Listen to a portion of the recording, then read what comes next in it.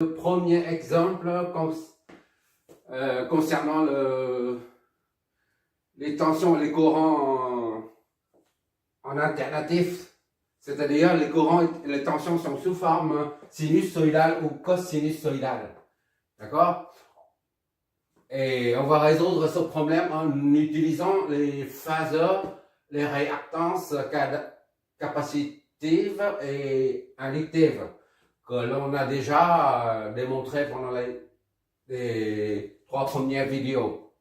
On a démontré le phaseur, d'accord? On a trouvé ça, le phaseur. Primo. Secondo, c'est la réactance inductive, qui est c'est J oméga L. Et enfin, la réactance ou capacitive, c'est 1 sur J oméga C. Voilà. Il y en a qui appellent ça impédance, d'accord? Impédance inductive et impédance capacitive. Je préfère réactance ou impédance, peu importe. Ça, c'est le phaseur. On va utiliser ces 3 paramètres-là pour résoudre ce problème. Ça, ce sont des paramètres dans le domaine fréquentiel, d'accord? Parce que le phaseur, c'est toujours un rappel. Un phaseur, ça dépend de la fréquence, d'accord? Donc, pour résoudre ce problème-là, ce petit circuit-là, on a une bobine d'inductance 100 millihenry qui est alimentée par une source de tension qui dépend du temps, d'accord? La variable T qui est là. La source est sous forme cosinusoïdale, dépendant du temps. Maintenant, on va transformer ça, la source du domaine temporel, en une source dans le domaine fréquentiel, d'accord? Pour ça, on va redessiner ça. Redessiner le circuit. Là, je reprends le circuit. Là, ici, j'ai mis la source de tension et la bobine. On met la réactance. La réactance, c'est ça. XL. Ici, c'est inconnu, là. Déjà, on met L est égal à 0,1 Henry, d'accord? Voilà.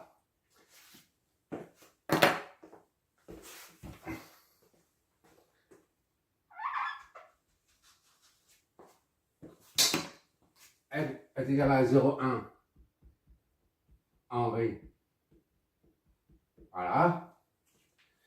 Même si, lorsqu'on étudiait les circuits en courant continu, on a mis un sens, on a supposé un sens du courant. D'accord? Si on met un sens comme ça, là, au départ, I, et qu'on trouve I est égal à 2 ampères, et ben, le sens est bon. Par contre, si on suppose un sens toujours comme ça, là, et on trouve moins 0,2, 0,5 ampères, dans ce cas, il faut inverser le courant. D'accord? Inverser le sens du courant. C'est-à-dire le courant ne circule que dans un seul sens. Soit dans l'un, soit dans l'autre opposé. D'accord? Or, on est en courant alternatif, sinusoïdal, qui change tout le temps. Tantôt positif, tantôt négatif. C'est sinusoïdal. Donc, quant au signal cosinusoïdal, c'est la même chose. Ça fait ça. Tantôt positif, tantôt négatif. Donc, on ne peut pas savoir, on ne peut pas supposer. On ne sait pas comment faire, en fait. Eh bien, il faut bien qu'il y ait une source de tension et puis un récepteur quand même, pour pouvoir analyser. Donc, on suppose toujours, on met quand même un INT qui va dans ce sens-là. D'accord? Même si ça change tout le temps, on met quand même la flèche du courant. Et à partir de là, on est obligé de flécher la tension. V, N, T. D'accord? Il s'agit maintenant de déterminer le courant INT en régime permanent, ainsi que VNT, puis on déduit le déphasage.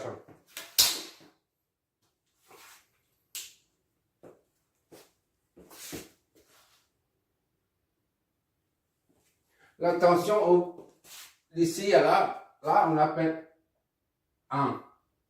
Ah, c'est 0, d'accord? La tension entre 1 et 0 correspond à Vs ici, là. D'accord? V1, 0 est égal à Vs, T. D'accord? 1, 0 correspond à la tension de la source. De même, 1, 0 correspond aussi à VNT, aux bornes de l'inductance. Donc, VST est égal à VNT, ou alors VNT est égal à VST. D'accord? Maintenant, comme on raisonne dans le domaine fréquentiel, donc il faut avoir le phaseur de ça et de ça. D'accord? On ramène tout de suite ça dans le domaine phaseur. VST, là, c'est dans le domaine temporel, là, est égal à 12 cosinus de 60t plus 45 degrés. Pour le domaine fréquentiel qui correspond à ça, là, c'est 12, on met le t disparaît, d'accord? C'est égal à l'amplitude, c'est 12. Et la phase, c'est 45 degrés. Là, c'est primo. On a, ça, c'est la forme temporelle. Là, c'est la forme fréquentielle. D'accord? Et ça est égal à Vn également. D'accord? Puisque Vst est égal à Vnt. Dans le domaine temporel, bah, ça se répète. Vs, le phaseur Vs est égal au phaseur Vl. Donc maintenant, INT.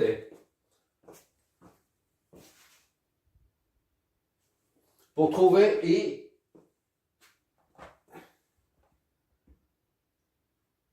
INT là, NT, ça c'est dans le domaine temporel. Dans le domaine phaseur, qu'est-ce que ça fait? Qu'est-ce que ça donne? Ensuite, sachant que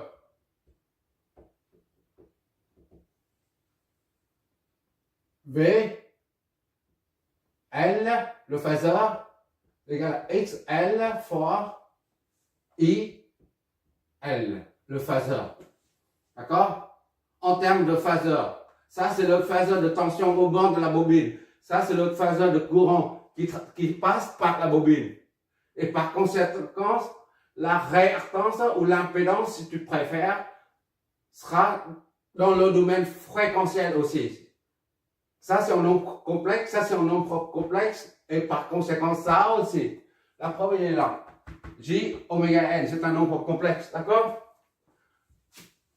À partir de là, on en déduit IL. Le phaseur IL est égal à VL sur XL. Soit VL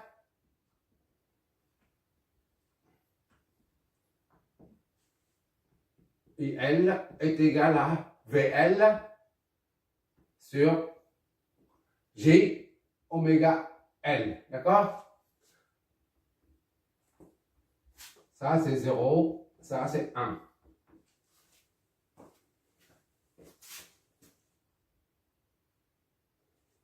À présent, on remplace le phaseur VL par sa valeur. D'accord? IL, le phaseur IL est égal au phaseur de tension.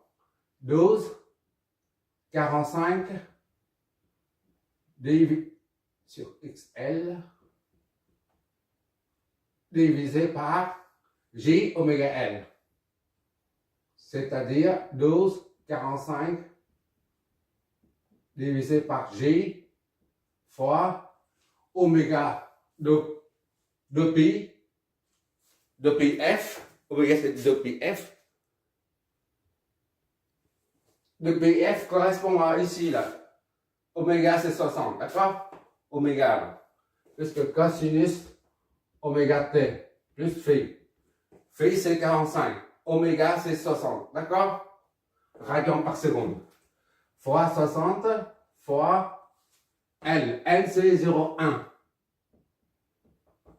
D'accord? Ça fait 12,45 divisé par 6G. D'accord? Ça fait 2,45 sur G. D'accord? 12 divisé par 6 fait 2. Maintenant, et en haut, on a le phaseur, ou un nombre complexe. Les hommes dit comme nombre complexe, d'accord? Pour simplifier les choses. Et en bas, tu as aussi un nombre complexe. Pour transformer ça en phaseur, comment tu fais en fait? Tu as ici Z. D'accord? X, ça c'est G là. Ça c'est G là. D'accord? Ça c'est 1, 2, ainsi de suite. G, 2G, 3G, ainsi de suite. Ici c'est Z, pour le cas général, est égal à 3, 4G. 3 plus 4G. D'accord? Ça c'est partie réelle. 4G. D'accord, jusque là. Et maintenant, tu as la même chose. Ici, c'est G, 2G, 3G, ainsi de suite. D'accord? Disons, tu as ici 3G. Ça, c'est le vecteur. Là, c'est le vecteur que je trouve ici. Là.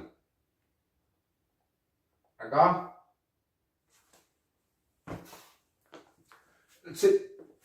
Comme il s'agit du premier exercice où on travaille avec les phaseurs, les nombres complexes, c'est pour ça que je détaille un peu. Et après, on ne fera plus ça. Ça sera terminé. 3J ici. Ici, c'est 0. D'accord? Là, tout à l'heure, c'est le nombre complexe qui est comme ça. Maintenant, c'est comme ça. Vertical. D'accord? Ça, c'est... Ici, c'est Z. Le point Z, là. Tout à l'heure, le point Z se trouve ici, là. Le nombre complexe se trouve là. Maintenant, il se trouve là. Là, c'est-à-dire Z est égal à 0 sur l'axe. D'accord? Plus 3G. C'est-à-dire Z est égal à 3G. 3, c'est pas Z, d'accord? Tout à l'heure, on a l'angle qui est phase qui est comme ça. Maintenant, l'angle de phase, c'est comme ça. C'est 90, d'accord? Supposons que ça soit, là c'est arctangent, phi est égal à arctangent de 4 sur 3, d'accord? Et là, c'est phi est égal à combien? Là, on ne connaît pas, là. On fait ça sur ça.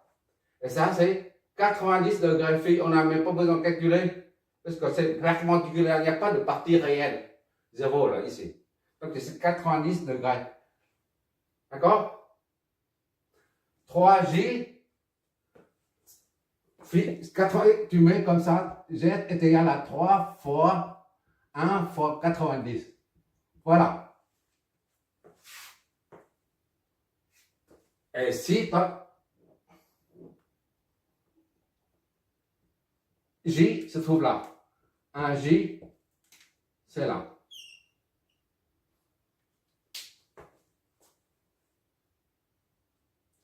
Et bien, le Z se trouve ici. D'accord? Z est égal à 0 toujours, plus G. Soit Z est égal à G. C'est toujours 90 degrés là, ici. D'accord? Donc, G est égal à 1 fois 90. D'accord? Et pour revenir ici, là, J, donc on remplace par 1,90. Je sais pas si c'est pas, tu es familier avec cette manipulation des nombres complexes. Bon, et L est égal à 2,45 degrés sur 1 fois 90. Pour une multiplication de deux phaseurs, de nombres complexes si tu préfères, on multiplie les modules et additionne les phases. Pour une division, on fait une division de deux, on fait la quotient des deux là, et on fait la soustraction. D'accord? On fait la soustraction. Puisqu'un nombre complexe, ça fonctionne comme un nombre complexe, c'est comme ça, c'est j'ai fait là. Or, on sait que exponentielle, l'opération concernant les opérations concernant les exponentielles, EA sur EB est égal à EA moins B. D'accord? EA fois EB est égal à EA plus B. Ça, ce sont des nombres complexes. On peut le mettre sous forme exponentielle. Tu te rappelles, pendant les premières vidéos, on a dit G phi. Ah.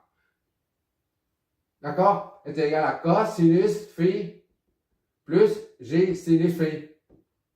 Voilà. Et ça, là, G phi est égal à phi.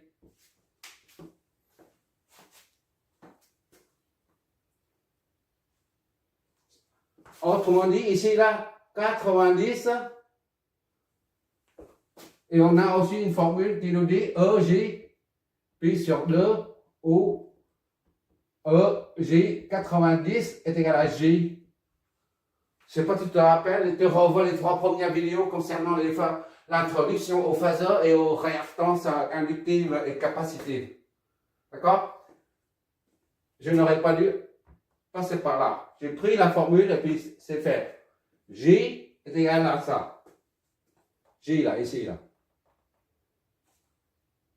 D'accord? Tu vois là, ici là, EJ 90. On retrouve ici là. 90.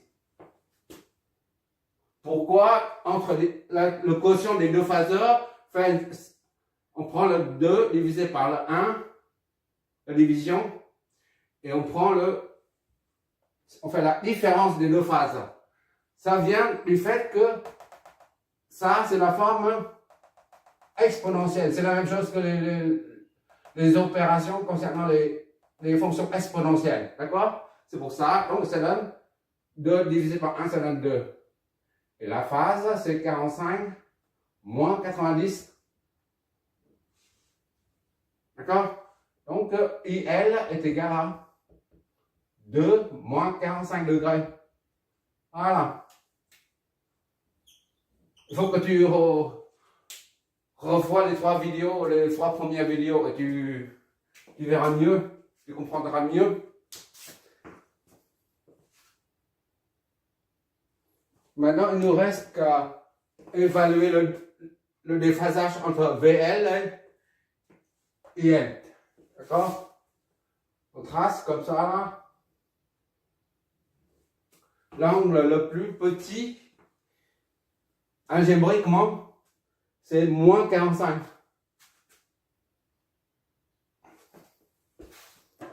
Moins 45. C'est 2. Moins 45. Ok, d'accord? Ça, c'est IL, qui est 2 moins 45 degrés. Et VL, c'est la même chose que VS. D'accord? 12 et 45. C'est dans le... Ah là. 45. Là, c'est...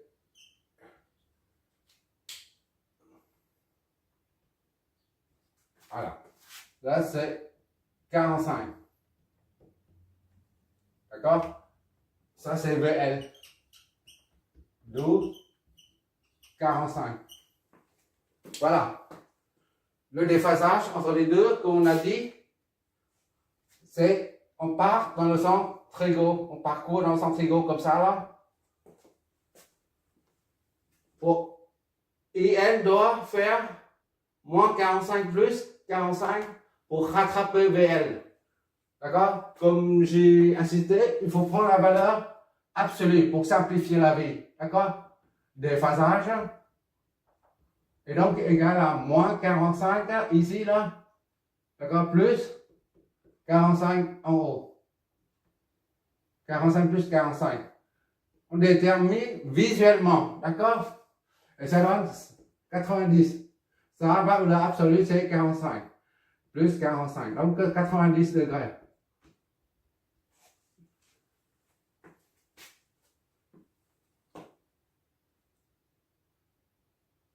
Ça, c'est en régime permanent. Hein. C'est-à-dire, on étudie le courant qui passe par la bobine et la tension aux bornes de la bobine seulement 1 minute après la fermeture du circuit. D'accord? Ce n'est pas à l'instant 0, t est égal à 0, ni t est égal à 0, 1 seconde. C'est au bout de 5 minutes ou 1 heure. Voilà. On se met dans une situation où T s'est écoulé depuis 1 heure. Voilà. Une machine peut fonctionner pendant plusieurs heures continues. Voilà. Le déphasage, c'est 90 degrés.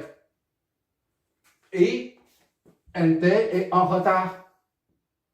Et elle, en retard de 90 degrés par rapport à la tension VL à ces bornes. D'accord? Il faut la source de tension qui est là. Dès que le courant passe, INT là, le courant passe dedans. Et ça crée tout de suite un champ. Ça génère un champ magnétique qui est en expansion. C'est-à-dire variable quand même. D'accord? Et le fait que le champ varie, ça génère une tension. Ceci là. D'accord? Mais le courant ne passe pas à travers là. Juste entrer par la bobine là, et puis ça génère. La tension se pose directement, tout de suite. Ça stoppe tout de suite le passage du courant. Ce qui fait que le courant ne peut pas passer. Le courant passe un peu plus tard. D'accord? C'est pour ça qu'on dit, et elle est en retard de 90 par rapport à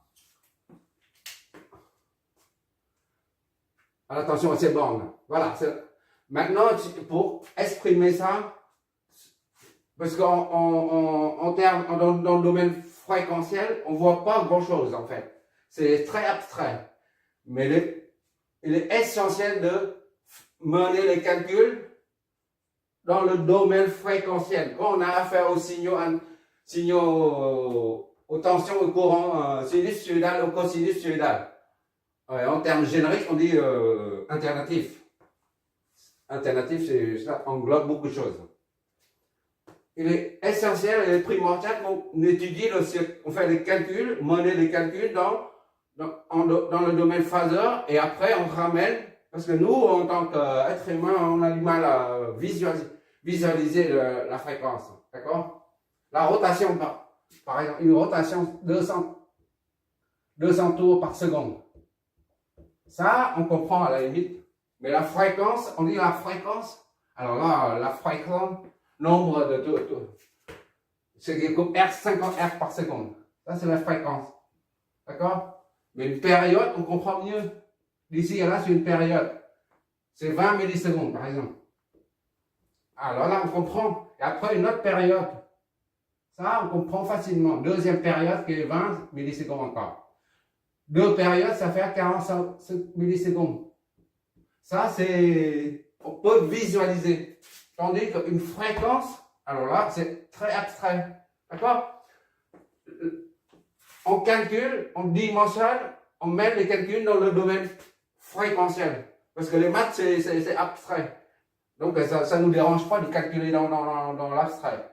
Par contre, pour visualiser, maintenant, il faut ramener ça là au domaine temporel. C'est-à-dire, VS, ça donne l'amplitude, on remet VST, VN,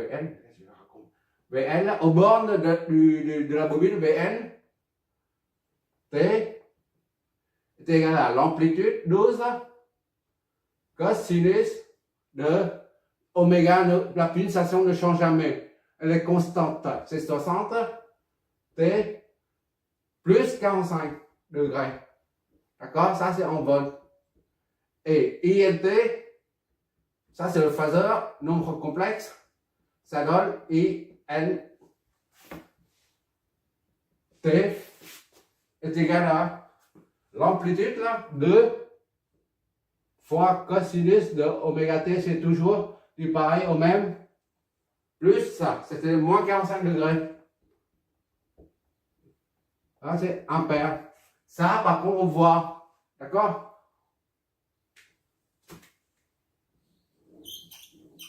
Ça, c'est là ce qui se passe aux bornes, attention, aux bornes et au sein de la bobine. D'accord? Mais quand on met comme ça, on ne voit pas de quoi s'agit-il.